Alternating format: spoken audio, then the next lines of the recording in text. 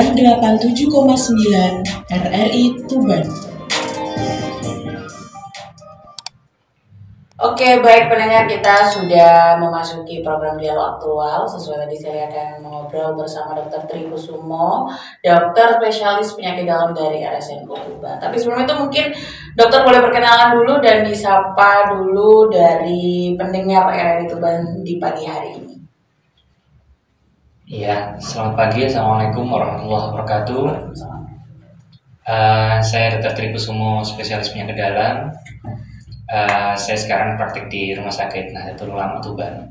Oke, yang penasaran, sepertinya suaranya merdu ya kalau saya dengarkan dari ini ya, headphone ya. Boleh kalau yang penasaran silakan bergabung ya pendengar di Instagram di @RRI_Tuban atau mampir ke YouTube-nya juga boleh. Hari ini kita membahas mengenai kesetaraan akhir penyakit AIDS, dokter, karena pada tanggal 1 Desember diperingati dengan Hari AIDS ya dokter ya. Kalau salah mohon dibenarkan. Pengertian sedikit dokter mengenai AIDS itu apa dulu untuk pendengar semuanya. Baik, jadi untuk istilah AIDS yang kita dengar selama ini, AIDS itu adalah Acquired Immunodeficiency Syndrome atau kumpulan gejala yang diakibatkan karena infeksi dari virus HIV. Sedangkan virus HIV itu kita kenal adalah kepanjangannya Human Immunodeficiency Virus. Jadi dia adalah sebuah virus yang dapat mengakibatkan banyak sekali gejala yang ujung atau endingnya adalah penurunan kekebalan tubuh. Oke. Penurunan kekebalan tubuh ya. Berarti itu virus ya dokter ya. Kita garis bawahi dulu virus. Kenapa AIDS ini setiap tahunnya tuh orang bertambah menurut? Penyebab awalnya lah, kalau orang awam bertanya itu apa sih dokter? Baik, jadi memang untuk penyebaran dari virus ini itu masih sering atau banyak beredar miskonsepsi. Jadi yang kita pahami ada 3 konsep. Yang pertama adalah penyebaran secara seksual, kemudian yang kedua adalah penyebaran non-seksual, dan yang ketiga adalah penyebaran atau penularan dari ibu ke anak. Yang pertama karena seksual, tentunya virus ini itu dapat menyebar atau menular melalui darah, kemudian yang kedua melalui cairan vagina, dan yang ketiga adalah melalui cairan sperma. Otomatis pada konsep yang pertama adalah dia menyebar melalui aktivitas seksual. Yang kedua adalah non-seksual. Apa itu non-seksual? Itu bisa disebarkan melalui jarum suntik yang tidak steril atau bergantian dengan orang yang menderita virus HIV. Misalkan penggunaan jarum suntik narkoba. Kemudian yang kedua penggunaan jarum tato yang tidak diganti secara steril. Kemudian yang ketiga adalah penularan dari ibu ke anak. Ini bisa melalui dari jalur pada waktu kelahiran anak itu sendiri, atau yang kedua melalui air susu ibu. Begitu. Berarti ada beberapa ya dokter ya. Jadi kalau tadi dari jarum suntik mungkin yang memakai tato atau membuat tato, lalu habis itu dari RSU ibu. Ini berarti bisa dikategorikan keturunan atau seperti apa sih dokter? Kalau keturunan bukan, okay. Memang murni ditularkan. Ditularkan. Betul. Kita bisa nggak sih dokter orang awam mengetahui sebenarnya? Bisa. Contohnya? Untuk apa? Untuk mengetahui bahwa orang ini memiliki penyakit ini. Oh, jadi untuk mengetahui memang perlu pemeriksaan darah. Iya. Jadi nanti kalau misalkan dari para pendengar ada yang menemukan gejala atau mengalami gejala tersebut, silakan datang ke kami, maka kami akan melakukan screening. Gejala awalnya apa dokter ketika orang umum itu merasa gimana gitu dalam dirinya sendiri? Baik, untuk gejala penyakit AIDS itu sendiri sebenarnya banyak sekali, cuman kurang lebih adalah yang pertama dia mengalami diare yang terus-menerus, tidak sembuh-sembuh. Okay. Itu yang pertama. Yang kedua, dia juga ada batuk yang kronik atau batuk yang lama, bisa lebih dari 2 minggu hingga 1 bulan gitu ya. Kemudian yang ketiga, mengalami penurunan berat badan yang drastis dari sebelumnya. Kemudian ada juga yang sariawan terus-menerus. Pada intinya adalah gejala-gejala yang disebabkan karena penurunan kekebalan tubuh. Jadi layaknya pasien-pasien seperti kanker atau pasien-pasien dengan penurunan kekebalan tubuh. Seperti itu. Jadi kalau mungkin banyak orang yang bisa dikategorikan parno ya dokter ya. Jadi kalau memang para pendengar nih, bukan berarti tiba-tiba sariawan banyak terus itu harus di screening dulu ya dokter ya. Tahapannya apa sih dokter kalau boleh tahu untuk dinyatakan positif bahwa dia terkena AIDS itu sendiri? Baik, jadi untuk kita mendiagnosa pasien itu menderita HIV/AIDS, itu yang pertama tentunya kita lakukan beberapa pertanyaan, gejalanya seperti apa. Kemudian yang tidak kalah penting adalah faktor risiko. Jadi ada yang kita kenal sebagai populasi kunci atau populasi khusus, itu pada orang-orang yang memiliki resiko tinggi untuk terpapar virus HIV. Semisal pasien ternyata memiliki pekerjaan sebagai penjajah seks seperti itu, kemudian dan lain sebagainya yang memiliki risiko tinggi. Lalu kemudian apabila kita sudah yakin baik itu gejala dan faktor risiko mengarah ke sana, maka selanjutnya kita lakukan pemeriksaan laboratorium, yaitu kita lakukan pemeriksaan untuk tes adanya HIV atau enggak, seperti itu. Oke, yang jelas ya, jangan ini kalau buat orang awam lebih baik ke ahlinya langsung aja, ke pakarnya daripada menerka-nerka malah nanti jadi salah ya dokter ya. Betul. Dokter, kalau kesetaraan akhir penyakit AIDS menurut dokter ini definisinya seperti apa sih? Baik, di hari AIDS Dunia 2022 ini kita mengambil tema equalize atau kesetaraan atau kesamaan. Itu dapat diartikan dalam banyak hal. Yang pertama tentunya kita harus berjuang bersama semua stakeholder, semua bagian lapisan masyarakat untuk perang terhadap penyakit ini, karena penyebarannya sudah tidak main-main. Terakhir di Jawa Barat kalau nggak salah itu ada ratusan mahasiswa yang terdeteksi HIV/AIDS. Tentunya ini menjadi berita buruk bagi negara kita karena dia adalah masa depan negara kita tentunya. Sehingga baik itu orang tua, kemudian guru, dan tenaga medis tentunya, maka kita harus bekerja sama untuk menanggulangi penyakit ini. Itu yang pertama. Yang kedua adalah kesetaraan dalam perlakuan terhadap pasien-pasien penderita AIDS. Banyak sekali stigma dan diskriminasi yang kita temukan pada pasien-pasien ini sehingga akhirnya menimbulkan depresi, kemudian menyerah terhadap pengobatan, dan ini sangat menyedihkan. Sehingga kami harapkan dan kita harus jelaskan kepada masyarakat bahwa penyakit ini itu bisa disembuhkan dengan pengobatan. Artinya pasien harus mengontrol dirinya untuk mengkonsumsi obat antivirus ini seumur hidup agar apa? Yang pertama, agar virus ini tidak ditularkan. Artinya, pasien kalau sudah rutin mengkonsumsi obat antivirus ini, maka kemungkinan menularkan sangat rendah sekali. Bahkan dikatakan apabila virusnya sudah tertekan secara laboratoris, maka pasien ini sudah tidak menularkan penyakit ini. Sehingga harapan kami masyarakat bisa menerima dengan baik, kemudian keluarga bisa menjadikan pasien-pasien ini sebagai keluarga kembali dan menerima kembali di dalam masyarakat. Harapan kami seperti itu. Oke.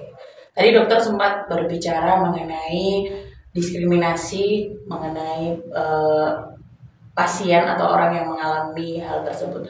Kalau boleh diceritakan contoh kasusnya supaya pendengar ini tahu bagaimana kita sebagai orang yang tidak terkena untuk menghadapi orang yang mungkin terkena mengenai HIV/AIDS ini sendiri. Supaya tidak ada kata diskriminasi lagi lah dokter, itu kita harus bersikap seperti apa nih sebenarnya seharusnya? Baik, jadi kalau kita mendengar HIV/AIDS tentunya pasti berkaitan dengan akibat perlakuan buruk sebelumnya. Memang tidak dipungkiri kita pasti punya kesalahan. Tapi yang jelas adalah bagaimana kita bisa melindungi pasien ini agar tetap mau menjalani pengobatan secara rutin. Sehingga yang awalnya dia bergejala berat sekali, selanjutnya dia bisa seperti orang normal, aktivitas normal, dan lain sebagainya. kemarin kami menemukan satu pasien yang dia sendiri sebenarnya belum tahu kalau dia menderita HIV, lalu kemudian terdeteksi adanya HIV bahkan tanpa gejala, lalu kemudian dia langsung diceraikan oleh istrinya. Nah, ini tentunya menjadi pukulan berat bagi kami sebagai tenaga medis untuk memberikan motivasi, karena orang terdekatnya sendiri, istrinya itu sudah tidak mau menerima. Alasannya banyak sekali, seperti beliau sudah merasakan seperti diselingkuhi dan lain sebagainya, padahal tidak melakukan, dan dia tidak tahu mendapat HIV itu dari mana. Lalu kemudian keluarga besarnya pun tidak menerima dia. Akhirnya dia juga kehilangan pekerjaan dan lain sebagainya. Tentunya ini menjadi beban bagi keluarga utamanya, keluarga kandungnya, sehingga tentunya ini menjadi perhatian bagi kami untuk lebih peduli untuk melindungi pasien-pasien kami, seperti itu. Padahal kalau kita telusuri lagi, pasien ini memiliki mental yang kuat sehingga dia tetap mau pengobatan secara rutin, sehingga efeknya gejala-gejalanya menjadi sangat ringan, bahkan dia bisa aktivitas kembali. Dan sekarang beliau bekerja sebagai juru parkir di pasar di salah satu wilayah di Tuban. Gitu. Nah, tadi kan dokter bilang apakah ada tahap dokter ya, tingkatan-tingkatan dari AIDS sendiri atau seperti apa sih dokter? Betul, jadi kalau kita tertular pada awalnya maka akan muncul kurang lebih 1-2 minggu akan muncul gejala-gejala seperti flu pada umumnya, atau kita sebut dengan flu-like syndrome. Lalu kemudian dia akan sembuh sendiri, artinya gejala itu akan berkurang sendiri. Lalu kemudian apabila ini tidak terdeteksi dalam jangka waktu yang lama, dikatakan masa inkubasi atau masa mulai muncul gejala AIDS-nya adalah kurang lebih 5-10 tahun dari awal infeksi. Apabila ini tidak terdeteksi, maka mulai muncul gejala AIDS-nya itu adalah kurang lebih 5-10 tahun. Nah, ketika muncul gejala AIDS, itu juga akan dibagi menjadi beberapa grade, dari 1 hingga yang paling berat. Jadi memang ada grade-nya. Jadi kalau kita diagnosis, itu bisa HIV grade 1 hingga grade 3 dan 4, seperti itu. Oke. Ini ada pertanyaan masuk dari WhatsApp RRI ini untuk dokter. Sebenarnya sudah ada obatnya apa belum sih dokter? Karena mungkin banyak orang awam yang membaca di internet kali ya dokter ya. Betul. Jadi mumpung ada pakarnya, mohon dijelaskan apakah sebenarnya ini sudah ada obatnya atau belum? Baik. Untuk obat HIV itu sendiri sudah ada, bahkan sudah masuk program dari pemerintah atau Menteri Kesehatan. Kemudian obatnya sudah tersedia di seluruh rumah sakit, jadi tidak usah khawatir, obatnya sudah ada. Tinggal pasien rutin minum obat. Itu saja. Ini ada satu lagi yang menarik pendengar dokter nih, yang sebentar lagi mungkin kita akan jeda dulu ya dokter untuk menampung pertanyaan. Nyamuk ini apakah mengeluarkan virus HIV dokter katanya? Baik, untuk nyamuk, jadi virus HIV itu harus ada di inangnya atau di hostnya. Hostnya adalah manusia. Dan virus HIV itu tidak bisa bertahan lama di dalam atau di luar tubuh manusia, sehingga bisa dikatakan bahwa nyamuk itu tidak menularkan dari HIV. Jadi ini juga salah satu miskonsepsi dari penyebaran HIV, maka kita tegaskan bahwa nyamuk tidak menularkan. Oke.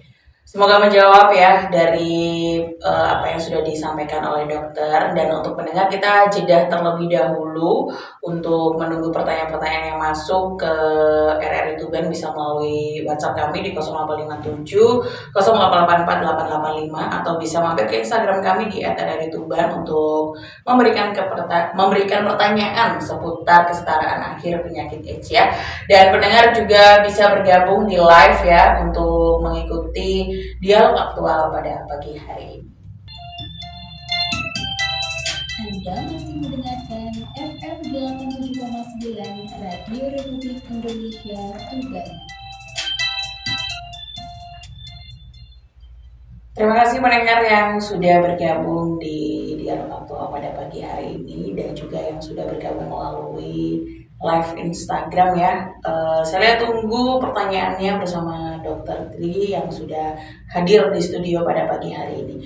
Dokter, ini ada pertanyaan mungkin sepertinya kembali ke awal dari Mbak Asri yang ada di Maut. Apa sih perbedaan HIV dan juga AIDS, dokter? Baik, terima kasih Mbak Asri. Jadi perbedaannya adalah HIV itu virusnya, AIDS-nya itu adalah kumpulan dari gejalanya, seperti itu. Simpel ya dokter penjelasannya. Jadi bisa dipahami ya Mbak Asri, semoga AIDS itu virusnya dan AIDS itu HIV itu virusnya. Oh, HIV itu virusnya. AIDS itu kumpulan dari gejalanya. Oke, semoga menjawab ya Mbak Asri untuk pertanyaannya. Dan yang selanjutnya dokter, bagaimana sih perawatan untuk penyintas dari HIV AIDS itu sendiri? Perawatan untuk apa? Untuk mungkin setelah dinyatakan, ketika sudah dinyatakan negatif itu bisa terkena lagi atau seperti apa dokter? Baik, baik. Ini penting sekali bahwa HIV itu tidak bisa negatif. Oh, oke. Betul. Tapi yang bisa adalah virusnya tersupresi atau tertekan. Itu dia. Jadi kalau memang pasien itu pertama kita terdiagnosa HIV positif melalui screening, maka bisa langsung kita berikan terapi antivirus. Seperti itu saja. Untuk gejala yang lain tentunya kita terapi sesuai dari gejalanya. Seperti misalkan diare, kita kasih obat anti diare, kemudian batuk juga kita sesuai dengan diagnosa. Misalkan dia TBC paru, kita juga terapi sesuai penyakitnya, seperti itu. Oke, berarti bisa dibilang ya dokter bahwa untuk pasien yang terkena HIV/AIDS ini benar-benar rentan akan berbagai macam penyakit ya sebenarnya ya. Apakah benar seperti itu atau seperti apa? Betul. Jadi memang ketika terapi antivirus itu diberikan dan virusnya tersupresi, secara kekebalan tubuh dia akan kembali, namun tidak seperti orang normal. Tetap ada kerentanan terhadap infeksi penyakit yang lain, seperti itu. Oke. Butuh apa ya dokter yang kalau dibilang kan kalau di pandemi ini harus benar-benar menjaga banget ya dokter ya, seperti cuci tangan dan lain sebagainya. Pokoknya harus bisa melindungi diri sendiri gitu ya dokter ya. Kalau untuk yang mungkin yang terkena itu, tapi tidak boleh nerka-nerka sendiri ya pendengar, itu yang harus digarisbawahi. Kita membahas ini bukan berarti aduh aku pilek kok nggak sembuh-sembuh, batuk kok nggak sembuh-sembuh. Itu tidak boleh seperti itu. Harus di screening terlebih dahulu oleh para ahlinya, oleh dokter-dokter tenaga medis yang sudah ada. Boleh langsung ketemu sama dokter Tri nanti di RSNU ya dokter ya. Baik, silakan. Yang ingin mau bertanya lebih lanjut, dokter, apakah ada pengaruh sendiri nggak sih untuk orang yang menyandang ataupun terkena dengan HIV/AIDS itu dari segi mentalnya atau dari tidak mau bertemu dengan orang banyak? Apakah itu juga terjadi di kehidupan mereka sehari-hari atau bahkan ada yang ingin memberikan sesuatu, aku terkena tapi aku bisa, ada dampak positif dan negatifnya nggak sih dokter sebenarnya? Karena hampir semua berita itu ke arah buruk-buruk dan memang secara nyata memang buruk gitu. Jadi mayoritas pasien pasti fase awalnya seperti itu, depresi, kemudian menyendiri, kemudian sedih yang berlebihan, menolak pengobatan, itu hampir semuanya. Jadi memang saya berterima kasih kepada garda terdepan dari para tenaga medis yang mau meluangkan dan memberikan waktunya untuk memotivasi pasien-pasien tersebut. Hampir semuanya seperti itu. Awalnya ya dokter ya? Awalnya. Tapi kalau untuk saat ini di Kabupaten Tuban sendiri dokter, bagaimana mengenai kasus atau penyakit HIV/AIDS itu sendiri? Apakah ada bukan progres peningkatan ya dokter ya? Untuk di tahun 2021, di tahun 2022, apakah ada yang berbeda atau seperti apa? Kalau fenomenanya yang kami lihat masih ada peningkatan, tapi memang seperti gunung es. Jadi yang tampak atau terdeteksi itu tidak mencerminkan keseluruhan kondisi. Jadi masih banyak yang menolak untuk dites. Itu yang menjadi perhatian kami. Sehingga pasien-pasien yang terdeteksi mungkin bisa dikatakan belum banyak, tapi sudah sangat baik kinerja dari Dinas Kesehatan. Kemudian kita soroti di fenomena-fenomena akhir-akhir ini adalah peningkatan kasus yang berasal dari LSL atau laki-laki suka laki-laki. Atau yang kita suka dengar adalah LGBT, gambaran seperti itu. Hampir di semua daerah, baik itu di kota besar maupun kota kecil seperti kita, ternyata komunitas-komunitas ini sangat banyak. Dan mereka cenderung untuk menutupi. Gitu. Sehingga kami sekarang mencoba bergerak bagaimana menanggulangi penyakit ini. Kita katakan ini penyakit, karena ini penyimpangan seksual. Sehingga menjadi penting dan menjadi perhatian bagi para orang tua untuk melindungi anak-anak mereka dari pengaruh buruk ini. Mulai dari pendidikan dasarnya. Kami harapkan pendidikan agama harus mulai ditanamkan sejak ini.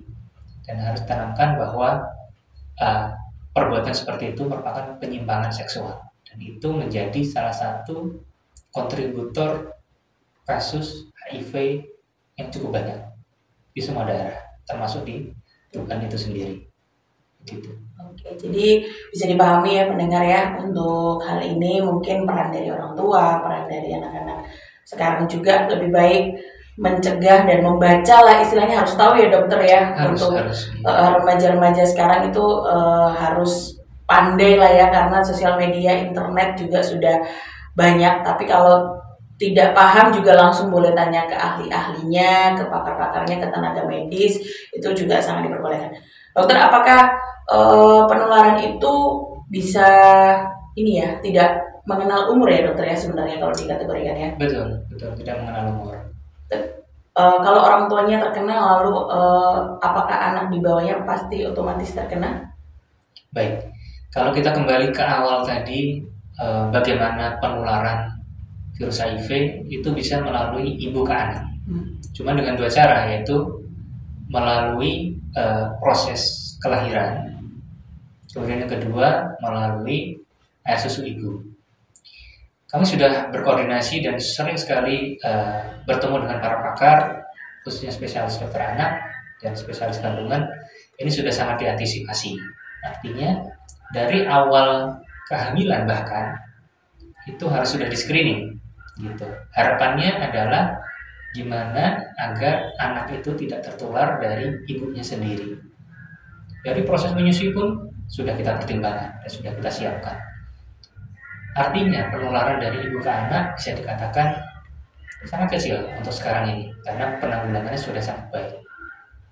Cuman yang menjadi perhatian adalah rata-rata orang tertular HIV di seluruh dunia itu adalah kurang lebih 30 hingga 40 tahun. Ketika mereka sudah memasuki fase seksual tentunya. Terkadang ingin mencoba dan dia tidak memiliki informasi yang kuat bahayanya penyakit ini apabila dia tertular. Seperti itu. Mungkin pendengar semuanya yang sekarang bergabung di Ruang Dengar FM 7,9 atau bahkan bergabung di live Instagram boleh bertanya kepada Dr. Tri mengenai kesetaraan akhiri penyakit AIDS pada pagi hari ini.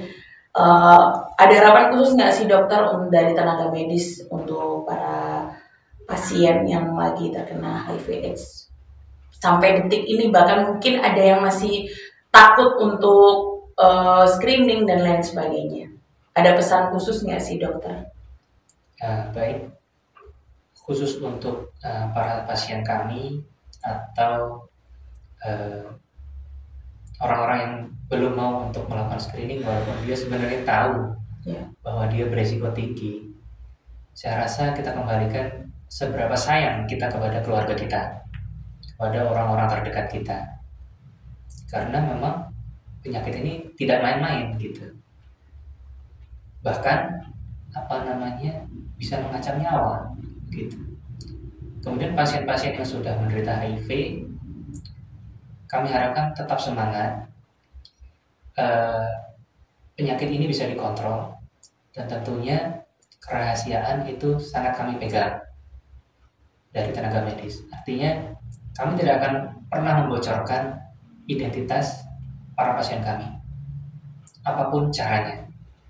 Sehingga kami berharap kami bisa menjadi sahabat bagi para pasien yang HIV positif atau ODIF, sehingga terapi dapat berjalan dengan lancar, pasien dapat memiliki kualitas hidup yang baik dibanding sewaktu mereka mengalami gejala-gejala yang berat.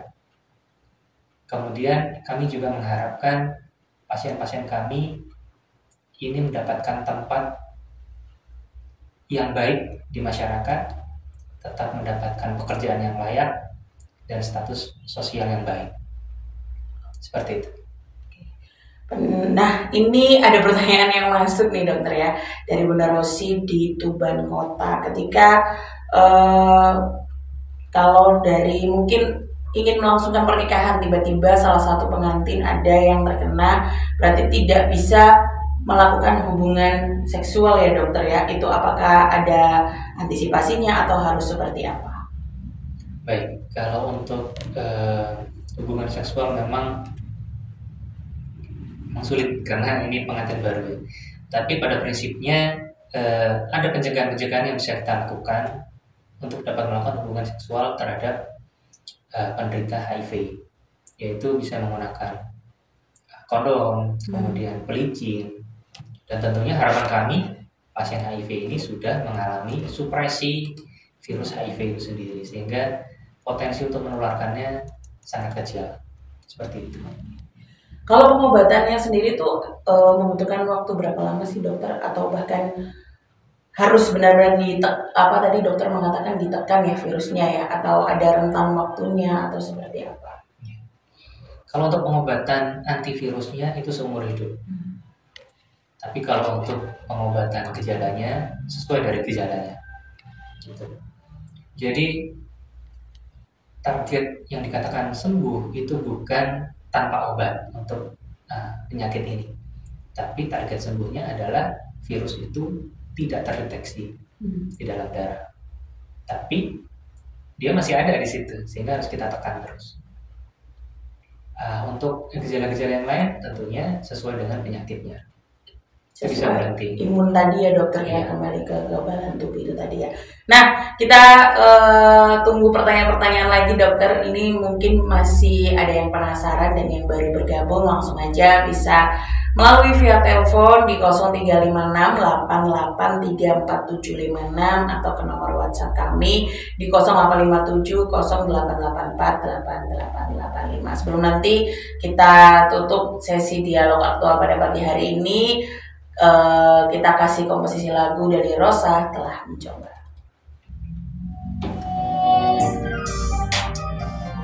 FM 87,9 RRI Tuban. Terima kasih pendengar yang sudah bergabung di Ruang Dengar FM 87,9. Ini sudah masuk ke segmen terakhir dokter pada pagi hari ini dialog aktual. Pertanyaan terakhir, kalau tadi dokter sudah menyampaikan ya pendengar, bagaimana cara untuk mengenali seorang pasien yang menderita HIV dari segi fisik, mungkin penurunan imun ya dokter ya. Kalau dari tingkah laku, apakah ada spesifikasi dokter? Tidak ada. Tidak ada ya. Jadi ini semoga menjawab ya untuk yang bertanya melalui WhatsApp. Kalau tadi dikatakan oleh dokter kalau segi fisik penurunan kekebalan tubuh dari penurunan berat badan, lalu mungkin beberapa dari fisiknya berubah ya berarti dokter ya.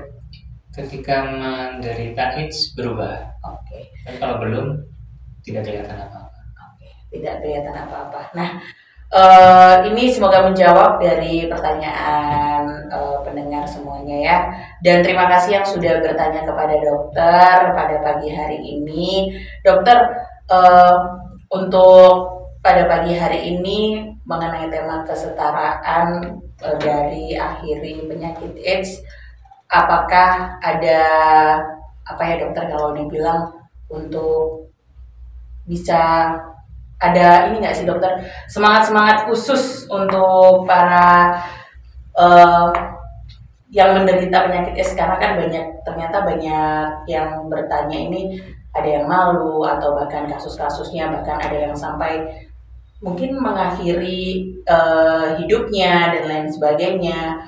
Tadi kan dokter punya harapan tinggi untuk tetap semangat, tapi banyak orang yang bergelut dengan pikirannya sendiri gitu loh dokter. Ada nggak sih tips dari dokter sendiri mungkin membuat yang lagi mendengarkan juga bersemangat gitu? Apa mungkin ada yang bergabung ini lagi menderita, bukan menderita ya dokter ya, tapi saya tuh takut berkata-katanya tuh bingung gitu loh dokter. Takut menyinggung orang-orang yang lagi dengerin. Ada nggak sih dokter tips semangat lah untuk dokter, bahkan untuk bukan penyakit ini aja ya, tapi untuk yang lagi sakit, yang lagi nggak enak badan pada pagi hari ini, mungkin dokter bisa memberikan semangat di pagi hari ini mungkin untuk semuanya. Baik, mungkin kita mulai dari teman-teman ODIF ya, atau orang dengan HIV/AIDS. Jadi buat teman-teman yang mungkin belum orang awam tahu bahwa teman-teman ODIF ini ternyata lebih semangat sebenarnya untuk sekarang. Jadi mereka sangat semangat, apalagi mereka punya komunitas dan mereka sangat aktif koordinasi baik itu dengan Dinkes ataupun rumah sakit umum untuk mengajak teman-teman yang sama dengan mereka untuk menjadi satu komunitas dan saling menyemangati. Itu yang kami sangat kagum terhadap teman-teman ini. Kemudian teman-teman ini pun sudah tidak ada tanda-tanda insecure kepada lingkungan. Mereka mau bergabung dengan kami, berdiskusi dengan kami seperti layaknya orang normal, tidak ada masalah. Namun yang menjadi perhatian malah kita ingin berjuang untuk melakukan pencegahan kepada orang-orang yang belum terkena. PBB, baik itu WHO, jadi seluruh dunia itu sepakat bahwa kita harus mengakhiri epidemi HIV ini di tahun 2030. Artinya, mungkin melalui channel ini kita ingin menyuarakan kepada seluruh masyarakat bahwa ayo kita akhiri semua bersama-sama, kita bersatu, bahwa ini tidak cukup hanya kami saja yang bergerak, tapi semua lapisan elemen masyarakat harus bergerak. Jadi kita harus mulai mengedukasi, baik itu di pendidikan yang paling bawah hingga yang paling atas. Bahkan yang sudah cukup berumur pun kita juga harus mengedukasi, karena kasusnya pun tetap ada. Sehingga kami tidak henti-hentinya selalu mari kita berjuang bersama untuk mengakhiri epidemi ini, dan mari kita lindungi anak-anak kita, mari kita lindungi keluarga kecil kita, keluarga besar kita dari penyakit ini. Mungkin itu yang bisa kami sampaikan. Iya, mungkin waktunya juga udah habis nih dokter ya untuk pagi hari ini. Saya tuh juga takut sebenarnya dokter kalau membahas ini tuh, takut banyak yang tersinggung atau gimana, makanya cukup berhati-hati karena kan sensitif ya dokter ya, dari berita-berita yang dibaca juga banyak banget hal seperti ini. Closing statement aja dokter pada pagi hari ini mengenai kesetaraan akhiri penyakit AIDS khususnya untuk masyarakat Kota Tuban dan sekitarnya. Baik, terkait dengan Equalize Hari AIDS Sedunia 2022, kami selalu menghimbau kepada seluruh jajaran untuk selalu semangat berjuang dalam melaksanakan program-program yang sudah kita rencanakan bersama. Kemudian kepada seluruh tenaga medis yang bertugas, tetap hati-hati dan tetap berjuang, tetap merangkul teman-teman kita, ODIF terutama, tetap menyemangati mereka untuk terus melaksanakan terapi. Kemudian yang terakhir kepada para ODIF yang kami sayangi dan kami cintai, tidak usah khawatir, kami akan selalu menjadi sahabat terbaik bagi Anda semua. Selalu berkomunikasi dengan kami, selalu cerita, selalu ketawa bersama kami. Kemudian teman-teman yang mungkin masih bersedih, silakan datang ke komunitas, ke kami. Nanti kami akan selalu menjadi wadah yang baik dan nyaman bagi teman-teman semua. Terima kasih. Dokter, pertanyaan terakhir, komunitasnya ini di Tuban ya dokter? Iya, ada di Tuban. Maksudnya tempatnya di mana? Mungkin ada teman-teman yang mau. Kalau untuk tempatnya, jujur saya belum tahu tempat khususnya, tapi bisa menghubunginya di mana bisa dokter? nanti bisa menghubungi lewat petugas kami. Oh, oke. Terima kasih Dokter Tri pada pagi hari ini sudah mau berdialog sedikit penjelasan atau belajar ya, istilahnya kita belajar bareng mengenai kesetaraan dari AIDS ini semuanya pendengar. Yang pastinya kalau digarisbawahi ketika ada gejala yang lebih baik kita harus tanya ke pakarnya, jangan menerka-nerka sendiri, jangan menilai sendiri, lebih baik datang ke rumah sakit untuk di screening. Lebih baik tahu dari awal ya dokter ya, daripada nanti tahunya belakangan itu tidak enak sama sekali. Terima kasih Dokter Tri pada pagi hari ini.